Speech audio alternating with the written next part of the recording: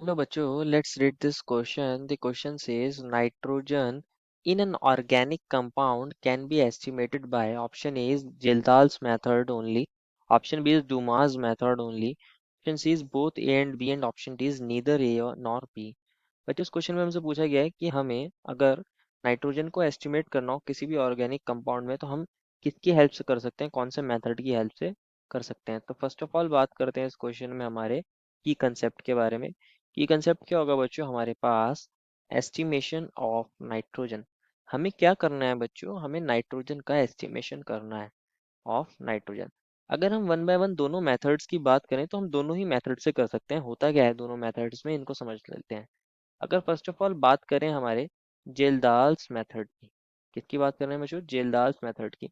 तो इसके अंदर हम क्या करते हैं, अगर हमारे किसी ऑर्गेनिक कंपाउंड के अंदर नाइट्रोजन है, अगर मैं बात करूं मेरे पास कोई ऑर्गेनिक कंपाउंड है और उसके अंदर कौन है बच्चों, ऑर्गेनिक कंपाउंड के अंदर नाइट्रोजन है, तो हम उसको ट्रीट कराते हैं बच्चों हमारे कंसनट्रेटेड H2SO4 के साथ ट्रीट कराते हैं। और एक्सेस में कराते हैं, जितना भी हमारे पास यहाँ पे ऑर्गेनिक कंपाउंड में नाइट्रोजन होता है वो सभी का सभी किस में कन्वर्ट हो जाता है, हमारे पास अमोनियम सल्फेट के अंदर कन्वर्ट हो जाता है। ये हमारे पास अमोनियम सल्फेट है।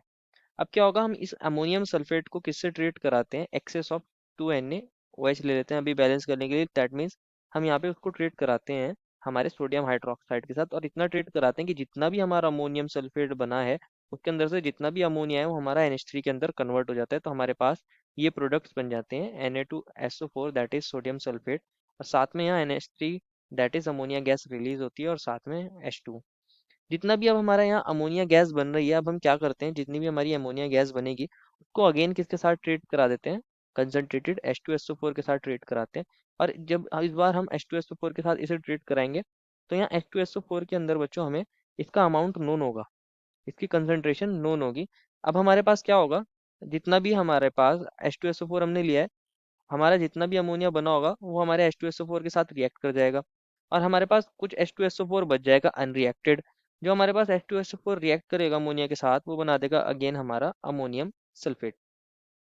अब हम क्या कर सकते हैं बच्चों, हमें पता था स्टार्टिंग में कि हमने कितना हमारे पास H2SO4 लिया है, और हमें ये पता है कि कितना बच गया है अब हमारे पास H2SO4 अनरिएक्टेड। तो हम उससे ये निकाल सकते हैं कि हमारे पास कितने H2SO4 के मॉलिक्यूल्स ने, मोल्स ने रिएक्ट करा होगा अमोनिया के साथ, और उसकी हेल्प से हम निकाल सकते हैं कि हमारे पास कितनी अमोनिया प्रोड्यूस हुई है। और उस अमोनिया के अगर हम निकाल लेंगे कितनी प्रोड्यूस हुई है तो हम उसमें निकाल सकते हैं कि कितनी नाइट्रोजन प्रेजेंट थी, और जितनी नाइट्रोजन उस अमोनिया के अंदर प्रेजेंट होगी उतनी ही नाइट्रोजन हमारे पास स्टार्टिंग में ऑर्गेनिक कंपाउंड के अंदर प्रेजेंट रही होगी। तो इस वे में हम क्या कर सकते हैं, हम नाइट्रोजन को एस्टिमेट कर सकते हैं फ्रॉम जेल्दाल्स मेथड। वहीं मैं बात करूं दूसरे मेथड की, तो दूसरा मेथड कौन है बच्चों, हमारे पास डूमास मेथड। कौन सा मेथड है, डूमास मेथड। इसके अंदर भी हम क्या करते हैं, हमारे पास किसी ऑर्गेनिक कंपाउंड को जिसके अंदर हमारे पास नाइट्रोजन होगा उसको ट्रीट कराते हैं बच्चों कॉपर ऑक्साइड के साथ। मान लीजिए मेरे पास कोई ऑर्गेनिक कंपाउंड है जिसके अंदर कार्बन है और हमारे पास हाइड्रोजन है और हमारे पास नाइट्रोजन है। कार्बन, हाइड्रोजन और नाइट्रोजन तीनों ही हैं इसके अंदर बच्चों। तो हमारे पास मान लीजिए कार्बन X है, हमारे पास हाइड्रोजन Y है और नाइट्रोजन Z है। हम इसको किसके साथ ट्रीट कराते हैं, हम इसको कॉपर ऑक्साइड के साथ ट्रीट कराते हैं।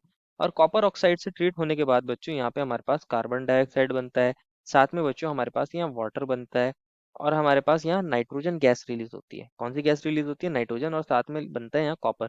इसको हम बैलेंस भी कर सकते हैं। यहाँ हमारे पास XCO2 बनेगा अगर हम बात करें बैलेंसिंग की, इसको हम Y/2 लिख देते हैं। और यहाँ हमारे पास Z/2 नाइट्रोजन बनता है, और हमारे पास 2x+y/2, 2x+y/2 जो बनता है वो कौन बनता है बच्चों, वो कॉपर बनता है। अगर मैं बैलेंस करूं लेफ्ट हैंड साइड को तो हमारे पास यहाँ कॉपर ऑक्साइड कितना ले सकते हैं हम, 2x+y/2। अगर आप इसको चेक करोगे तो लेफ्ट हैंड साइड और राइट हैंड साइड के अंदर कार्बन, हाइड्रोजन, नाइट्रोजन और कॉपर और ऑक्सीजन सब बैलेंस होंगे। तो होता क्या है, हमारे पास यहाँ कार्बन डाइऑक्साइड बन रही है जो गैस होती है बच्चों, और नाइट्रोजन गैस बन रही है। बाकी दोनों तो हमारे पास हाइड्रो वाटर लिक्विड होगा, और कॉपर क्या होगा, हमारे पास मेटल होगा, सॉलिड होगा। तो अब हम क्या कर सकते हैं, ये जो हमारे गैस होती है इनको हम कलेक्ट कर लेते हैं किसके ऊपर, हमारे QH के ऊपर कलेक्ट कर लेते हैं।